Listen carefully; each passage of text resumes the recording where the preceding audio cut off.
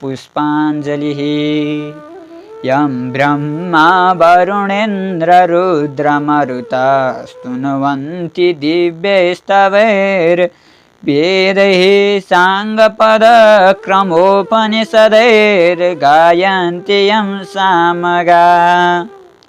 ध्यानावस्थित तद्गतेन मनसा पश्यन्ति यं योगिनो यस्यान्तन्न विदुषुरासुरगणा देवाय तस्मै नमः। श्रीमच्चन्दनचर्चितोज्ज्वलवपु शुक्लाम्बरा मल्लिका मालालङ्कृतकुण्डला प्रविलसन् मुक्तावलीशोभिता। सर्वज्ञाननिदानपुस्तकधरा रुद्राक्षमालाकरा वाग्देवी वदनाम्बुजे वसतु मे त्रैलोक्यमाता चिरम्। मूकं करोति वाचालं पङ्गुं लङ्घयते गिरिं यत्कृपातमहं वन्दे परमानन्दमाधवम्। नमो भगवते तस्मै व्यासायामिततेजसे यस्य प्रसादात् वक्ष्यामि नारायणकथामिमां। नारायणं नमस्कृत्य नरं चैव नरोत्तमं देवीं सरस्वतीं व्यासं ततो जयमुदीरयेत्। पुष्पाञ्जलिं समर्पयामि। अथ द्वितीयोऽध्यायः। हे मुनि, अघि यो संसार जलमय छँदा विष्णु भगवानको नाभिबाट सहस्रदल कमल उत्पन्न भयो। यस कमलमा बसी ब्रह्मा सृष्टि गर्ने विचार गर्दै थिए। त्यही अवसरमा विष्णु भगवानको काने गुजीबाट उत्पन्न पराक्रमी मधुकैटभ नामका दुई वीर उत्पन्न भए। ती दैत्यले जलामय संसारमा कहाँ के छ भनी घुम्दा ब्रह्म बसेको स्थानमा पुगी कमलको डाँठ समातेर माथि गई हेर्दा ब्रह्माजीलाई देखेर उनलाई खसाल्न तयार भए। त्यो देखेर डराएका ब्रह्मले योगमायाको आराधना गरे। योगमाया प्रकट भएपछि ब्रह्माले हे ईश्वरी विष्णुलाई जागा गराइदिनु होस् भनेर उनले ब्रह्माको कष्ट बुझी विष्णु भगवानलाई जागा गराइदिन्। भगवान जागा भएर हेर्दा ती मधुकैटभलाई देखि तत्काल युद्ध गर्न अघि सरे। दिव्य 5000 वर्षसम्म जलमा युद्ध भयो तर हार जित हुन सकेन। अनि विष्णुले हे दानव हो, तिमीहरू पराक्रमी रहेछौ, म प्रसन्न भएँ, इच्छा भएको वर माग भन्दा अहङ्कारी मधुकैटभले भने हे विष्णु, यस युद्धमा हाम्रो जित भयो, तिमी हार्नेले के दिन सक्छौ? बरु तिमीलाई इच्छा लागेको वर हामीसँग माग। दैत्यहरूको यस्तो अभिमानपूर्ण कुरा सुनि विष्णुले भन्नुभयो, पहिले वाचा गर अनि म वर माग्दछु। अनि दानवहरूले तिमीले जे मागे पनि अवश्य दिनेछौ भनी वाचा गरेपछि विष्णु भगवानले अरू वर के मागौँ, तिमी दुवैलाई म मार्दछु, मेरा हातबाट मर भनेको सुनि मधुकैटभले भने हे विष्णु, तिमी छलिरहेछौ, कपट गरेर वर माग्यौ, बाचा हारेको हुनाले हामी दिन्छौँ, अब के गर्ने भनी विचार गर्दा सारा संसार जलमय देखि भने हे विष्णु, हामीलाई जल नभएको स्थानमा मार। दैत्यका त्यस्ता कुरा सुनि विष्णुले आफ्नो काखमा राखेर सजिलैसित दुवैलाई मारे। तिनै दैत्यको बोसो शीतकालमा तुषारोले पानी जमे झैँ समुद्रको जलमा जमेर पृथ्वी भइन्। मासुले पर्वत र हाडले पत्थर भयो। त्यो देखेर ब्रह्माले संसार सृष्टि गर्न भनी पहिले 14 भुवन सृष्टि गरे। कुन कुन भने पुरलोक, भुवरलोक, स्वरलोक, महरलोक, जनलोक, तपलोक, सत्यलोक। यी माथिका र तलका अतल, वितल, सुतल, तलातल, महातल, रसातल, पातल, यति तलका जम्मा 14 भुवन र द्वीप सृष्टि गरे। कुन कुन भने जम्बूद्वीप, प्लक्षद्वीप, साल्मली द्वीप, कुश द्वीप, क्रौञ्च द्वीप, शाक द्वीप, पुष्कर द्वीप। त्यस पछाडि समुद्र सृष्टि गरे। छारोद समुद्र, सुरोद समुद्र, इक्षुरसोद समुद्र, कृतोद समुद्र, दधिमण्डोद समुद्र, क्षीरोद समुद्र, शुद्धोद समुद्र। जम्बूद्वीप क्षीरोद समुद्रले बेष्टित छ, त्यहाँ अग्निध्र राजा राज्य गर्दछन्। प्लक्षद्वीप इक्षुरसोद समुद्रले बेष्टित छ, त्यहाँ इदमज्युफ राजा राज्य गर्दछन्। साल्मली द्वीप सुरोध समुद्रले बेष्टित छ, त्यहाँ यज्ञबाहु राजा राज्य गर्दछन्। कुशद्वीप घृतोद समुद्रले बेष्टित छ, त्यहाँ हिरण्यरेता राजा छन्। क्रौञ्च द्वीप क्षीरोद समुद्रले बेष्टित छ, त्यहाँ धृतपृष्ठ राजा छन्। शाका द्वीप दधिमण्डोद समुद्रले बेरिएको छ, त्यहाँ मेधातिथि राजा राज्य गर्दछन्। पुष्कर द्वीप शुद्धोद समुद्रले बेष्टित छ, त्यहाँ बितिहोत्र राजा राज्य गर्दछन्। जम्बू द्वीपको विस्तार 4 लाख कोष छ, यसको आकार कमलगट्टा जस्तै छ। यसमा 9,000 योजनका 9 खण्ड छन्। यस प्रकारका सृष्टि गरिसकी अष्टपर्वत सृष्टि गरे। कुन कुन भने सुमेरु पर्वत, गन्धमादन पर्वत, कैलाश पर्वत, हिमालय पर्वत, त्रिकुट पर्वत, चित्रकूट पर्वत, चन्द्रान्तक पर्वत, चन्द्रकूट पर्वत। त्यस पछाडि प्राणी सृष्टि गरौँ भनेर महादेवको तपस्या गरे। दिव्य 12,000 वर्ष कठोर तपस्या गरेपछि महादेव प्रकट भएर ब्रह्मन तिम्रो तपस्याले म प्रसन्न भए, वर भन्ने आज्ञा भएको सुनि ब्रह्माले अनेक उपचारले शिवको पूजा गरी स्तुति गर्न थाले। हे ईश्वर, आफैले आफैलाई ब्रह्माण्डको रचना गरी हे ईश्वर, आफैले अनेक ब्रह्माण्डको रचना गरी आफ्नै मायामा भुलिरहेका यस्ता हजुरलाई कोटि कोटि नमस्कार। एक मूर्तिबाट 3 मूर्ति ब्रह्मा विष्णु शिव भइरहेका यस्ता हजुरलाई कोटि कोटि नमस्कार। हे ईश्वर, हजुरको महिमा वर्णन गर्न शेष र नारदले पनि नसकेको म कसरी समर्थ हुनेछु। हजुरको कृपाले द्वीप समुद्र पर्वत सृष्टि गरे, अब प्राणी सृष्टि गर्न सकूँ, यही वरदिन होस् भनी बिन्ती गरे। ब्रह्माजीको प्रार्थना र आग्रह बुझी महादेवले आज्ञा भयो। ब्रह्मन तिमी प्राणी सृष्टि गर्न सके भनी वरदान दिनुभयो। अनि ब्रह्माले महादेवलाई दण्डवत गरे। प्राणी सृष्टि गर्न सुमेरु पर्वतमा गए। पहिले शिवलोक, विष्णुलोक, ब्रह्मलोक, उमालोक, स्कन्दलोक र अरू अनेक लोक सृष्टि गरे। तिनमा सबभन्दा माथि सत्यलोक सृष्टि गरे। अनि सुमेरु पर्वतको पूर्व दिशामा अमरावती, आग्नेय कोणमा शुद्धावती, दक्षिण दिशामा यमपुरी, नैऋत्य कोणमा कृष्णावती, पश्चिम दिशामा श्रद्धावती, ईशान कोणमा यशोवती नामका पुरीहरू रचना गरे। त्यसपछि स्थावर जङ्गम सृष्टि गरे। अनि प्राणी सृष्टि गर्ने इच्छा भयो र मनले चिताउन साथ काश्यप प्रवृत्ति 100 ऋषि सृष्टि भए। त्यति सुनेर अगस्त्य मुनिले सोधे, हे कुमारजी, हजुरको वचन रूपी अमृत मेरो कान रूपी जिब्रोले बारम्बार पिउन माग्दैछ। अब देव, दानव, पशु, पक्षी, मनुष्य कसरी सृष्टि भए त्यो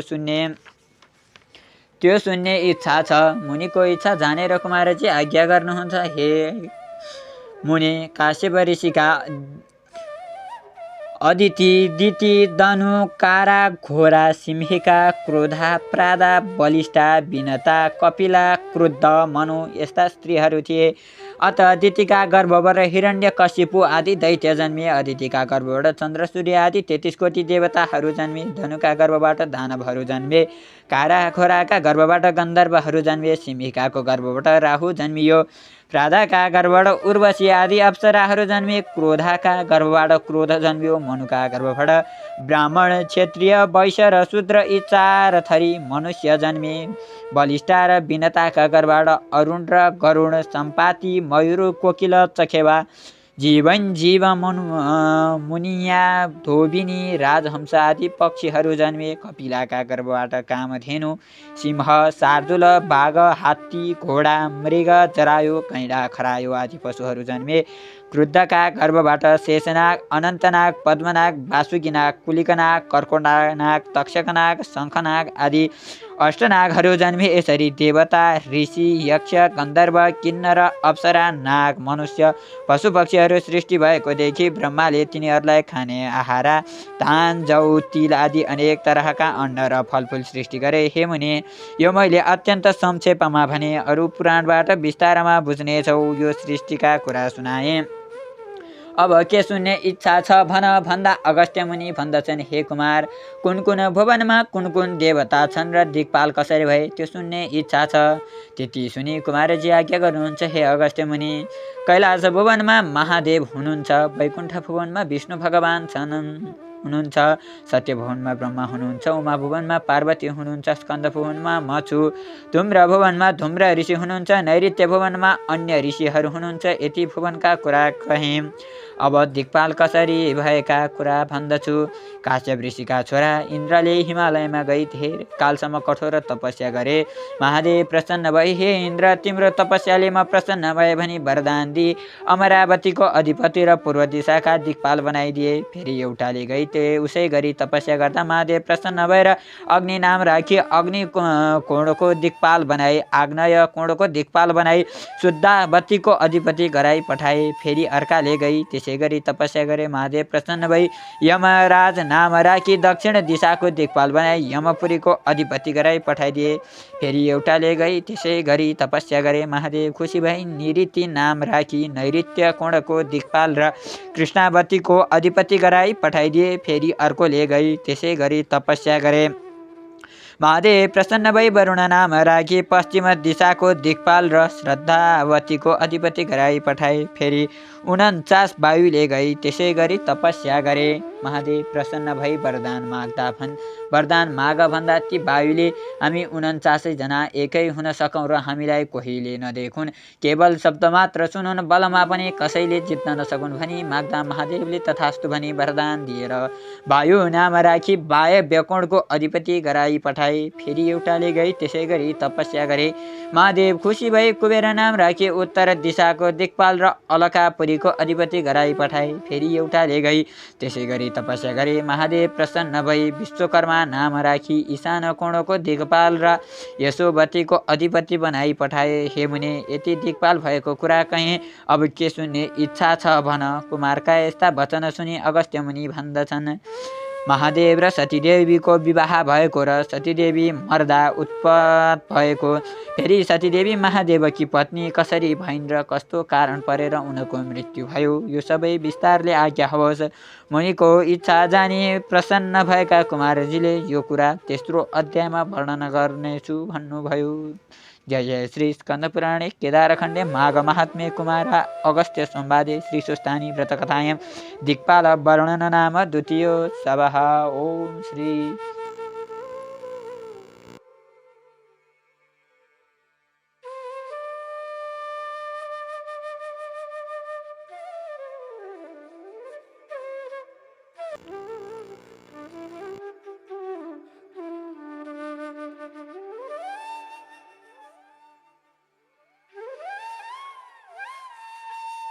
पुष्पाञ्जलिः। ओम उपनयतु मङ्गलं वः सकलजगन्मङ्गलालयः श्रीमान् दिनकरकिरणनिबोधितनवनलिनदलनिवेक्षणः कृष्णः। काले वर्षतु पर्जन्यः पृथिवी सस्यशालिनी, देशोऽयं क्षोभरहितो ब्राह्मणाः सन्तु निर्भया, अपुत्रा पुत्रिणः सन्तु पुत्रिणः सन्तु पौत्रिणः, निर्धनाः सधनाः सन्तु जीवन्तु शरदां शतं। तत्रैव गङ्गा यमुना च तत्र गोदावरी सिन्धु सरस्वती च, तीर्थानि सर्वाणि वसन्ति तत्र, यत्राच्युतोद्धारकथा प्रसङ्ग।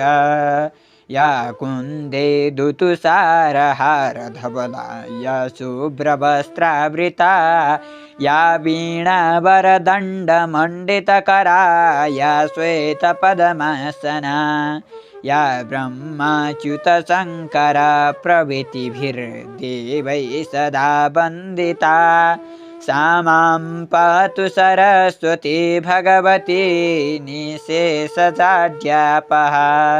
कायेन वाचा मनसेन्द्रियर्वा बुद्ध्यत्मना वा प्रकृते स्वभावात्, करोमि यद्यत् सकलं परस्मै नारायणायेति समर्पयेतत्।